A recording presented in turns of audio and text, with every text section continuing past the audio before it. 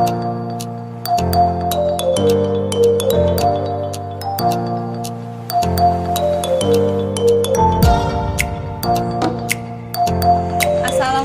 warahmatullahi wabarakatuh.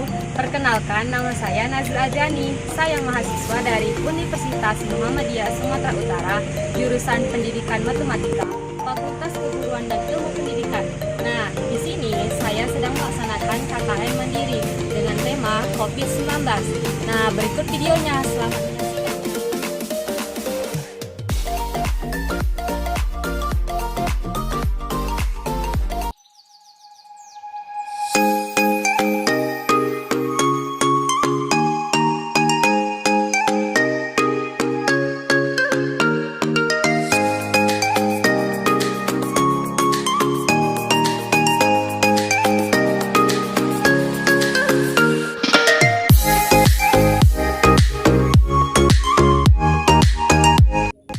Assalamualaikum warahmatullahi wabarakatuh.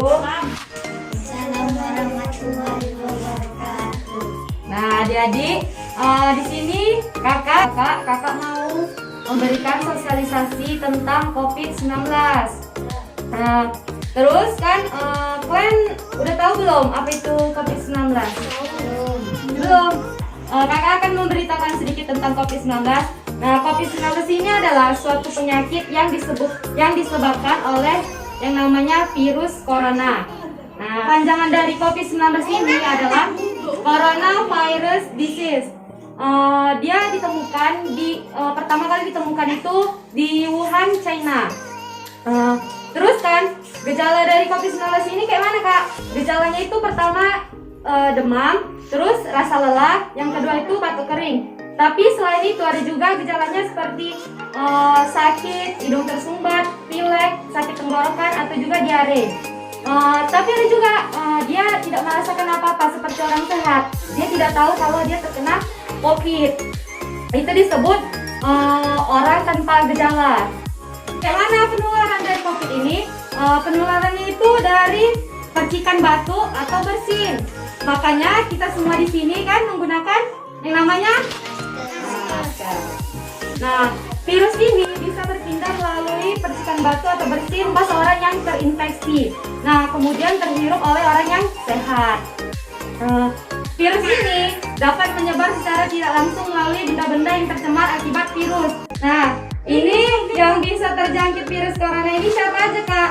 Nah, yang bisa kena corona ini orang yang imun tubuhnya lemah. Bisa juga lebih rentan itu kayak lansia, terus anak kecil tuh lebih rentan juga. Tapi kalau misalnya imun tubuhnya kuat, dia nggak bakal kena virus corona. Penyakit ini untuk saat ini itu belum ada obatnya. Nah, makanya kita lebih baik mencegah supaya tidak terkena virus corona ini. Nah, gimana, Kak, pencegahan dari virus corona ini? Nah, yang pertama itu kita bisa mencuci tangan menggunakan sabun dan air mengalir. Nah, yang kedua itu bisa juga menggunakan, kalau misalnya tidak ada air atau sabun, kita bisa menggunakan hand sanitizer seperti yang Kakak berikan tadi. Nah, terus gimana lagi, Kak? Terus kita bisa melakukan jaga jarak dengan orang sekitar 1-2 meter. Kalau tidak memungkinkan untuk jaga jarak, maka kita harus menggunakan masker.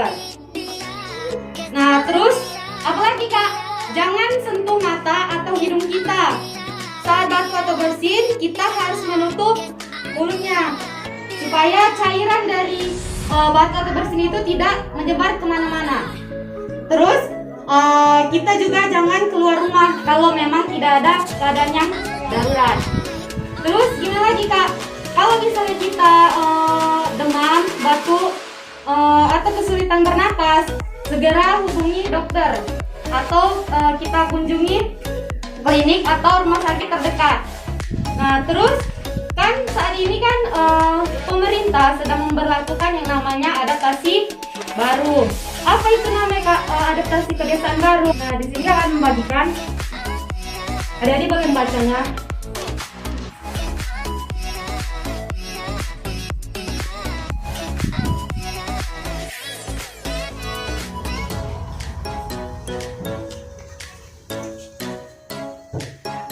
Nah, adaptasi kebiasaan baru itu atau yang disebut dengan new normal adalah suatu perilaku yang dilakukan oleh masyarakat yang ada di wilayah tersebut untuk melakukan pola hidup yang berbeda dari sebelumnya. Nah, sebelumnya itu kan kita nggak menggunakan masker. Nah, dengan adanya corona ini, kita harus menjaga diri kita supaya tidak terkena.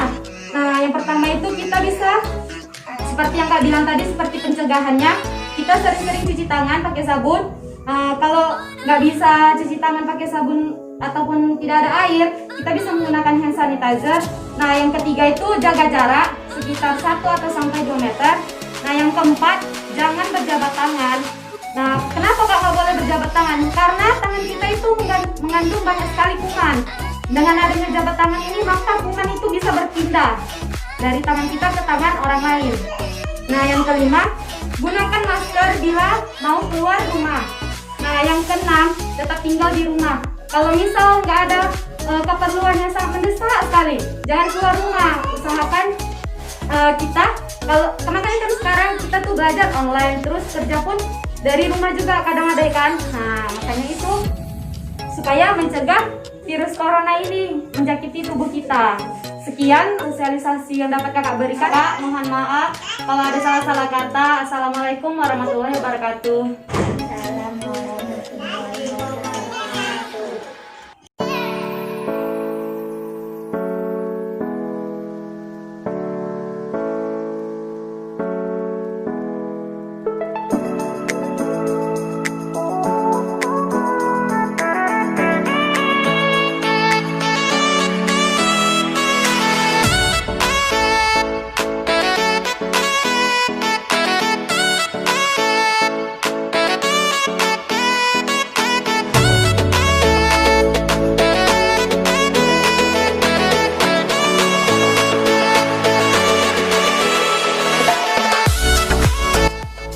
Assalamualaikum warahmatullahi wabarakatuh. Waalaikumsalam warahmatullahi wabarakatuh.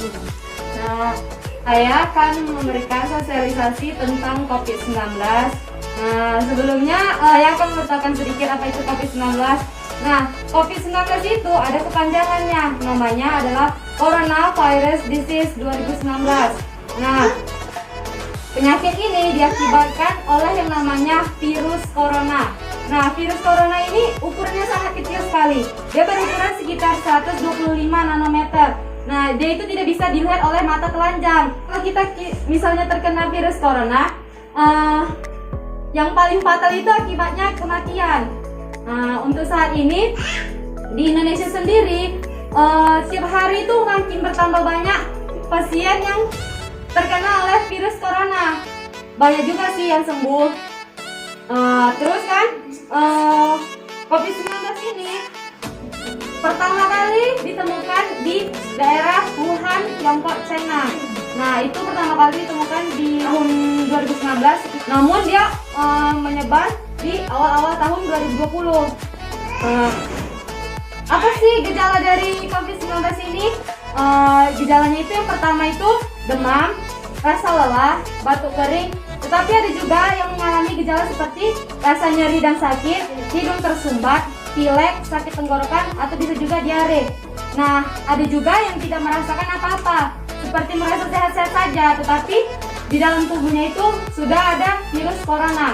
Nah, orang itu disebut orang tanpa gejala. Nah, selanjutnya penularan dari virus corona ini bisa melalui oleh droplet atau percikan batu atau bersin. Makanya kalau kita sedang bersin atau batuk, kita itu harus menutup mulut. Bisa terkena virus corona ini orang yang imun tubuhnya lemah, kemudian lansia, terus anak bayi juga lebih rentan.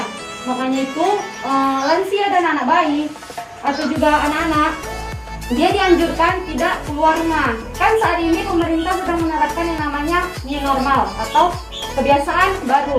Nah, new normal ini gunanya agar kita bisa bekerja, belajar, dan beraktivitas dengan produktif di era pandemi COVID-19 ini. Nah, saya akan membagikan, bisa membacanya.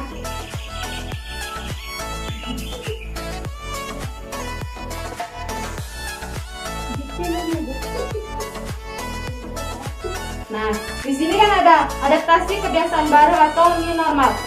New normal adalah suatu perilaku yang dilakukan oleh masyarakat yang ada di wilayah tersebut untuk melakukan pola hidup baru yang berbeda dari sebelumnya. Nah, pertama itu ialah sering-sering cuci tangan pakai sabun. Nah, terus yang kedua ada sediakan hand sanitizer. Nah, hand sanitizer ini digunakan jika kita tidak menemukan air. Nah, yang ketiga, jaga jarak terhadap orang lain sekitar 1-2 meter. Nah, yang keempat, jangan berjabat tangan. Nah, kenapa tidak boleh berjabat tangan? Karena berjabat tangan itu di tangan kita banyak sekali virus dan bakteri. Jadi kalau kita melakukan berjabat tangan dengan orang lain, maka bakteri yang ada di tangan kita berpindah ke tangan orang tersebut. Dan selanjutnya, gunakan masker bila keluar rumah. Nah, penggunaan masker ini ada batas waktunya juga. Dia maksimal itu sekitar, kalau masker kain seperti ini, dia maksimal itu 4 jam harus sudah diganti. Selanjutnya, tetap tinggal di rumah. Kalau memang perlu kali keluar rumah, maka kita harus menggunakan masker. Nah, sekian dari penjelasan saya. Ada yang ingin ditanya? Berarti kalau udah 4 jam, Ya. masker kita nggak boleh dipakai lagi dulu. Iya.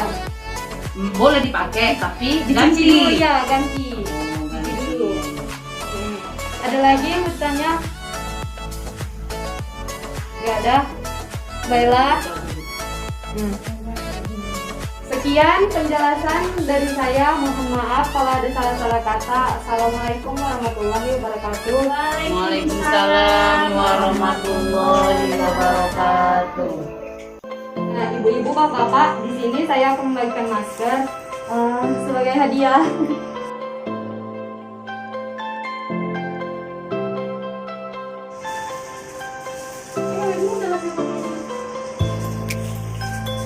Nah, terima kasih ibu-ibu dan bapak yang telah mendengarkan sosialisasi dari saya. Saya mengucapkan banyak-banyak terima kasih. Ya, Ya, Bu, sama-sama. sama-sama.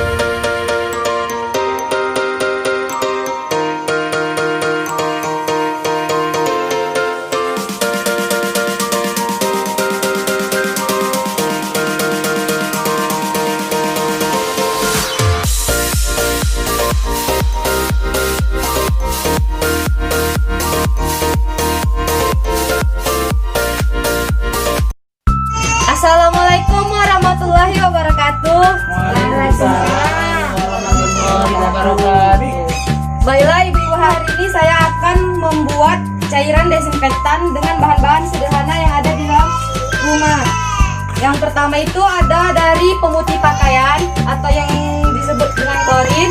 Yang kedua itu ada namanya pembersih lantai atau Lysol. Nah, kedua bahan ini bisa kita buat menjadi cairan desinfektan dengan cara, nah yang pertama itu kita akan buat dengan dari bahan pemutih pakaian atau klorin. Caranya itu menuangkan 4 tutup botol pemutih pakaian, 1,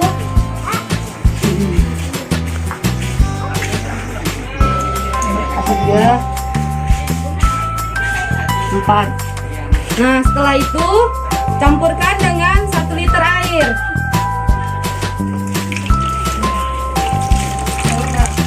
Nah, setelah itu diaduk dengan rata. Nah, cara pemakaiannya kita bisa menggunakan semprotan. Nah, kita masukkan ke dalam sini.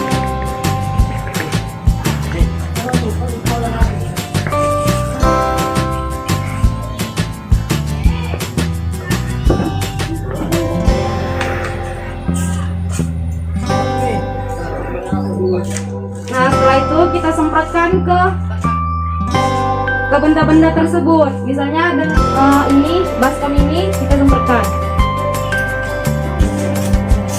Nah, tunggu sampai kering sendiri. Nah, bisa juga dengan menggunakan kain lap seperti ini. Terus kita masukkan ke dalam, baru kita lap dengan kain ini. Nah, yang kedua, saya akan menggunakan pembersih lantai atau yang disebut dengan Lysol. Caranya, tuangkan 3 tutup botol.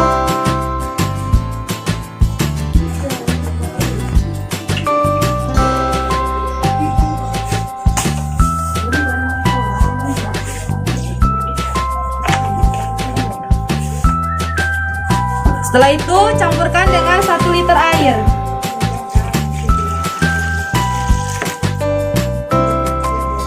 Setelah itu aduk hingga rata.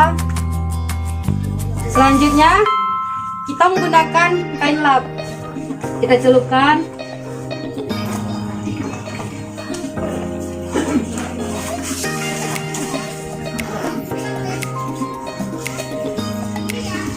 Kita peras. Setelah itu kita lap ke lantai atau benda-benda yang ingin kita beri cairan desinfektan tersebut. Nah, setelah selesai tunggu hingga kering sendiri. Nah, sekian penjelasan dari saya dengan membuat cairan desinfektan dengan sederhana. Nah, ibu-ibu bisa memperhatikannya di rumah dengan bahan-bahan yang ada tersebut. Nah, di sini saya akan memberikan souvenir untuk ibu-ibu. Semoga bisa ibu gunakan di rumah dengan membuat cairan desinfektan tadi yang telah saya ajarkan. Ini untuk terima kasih.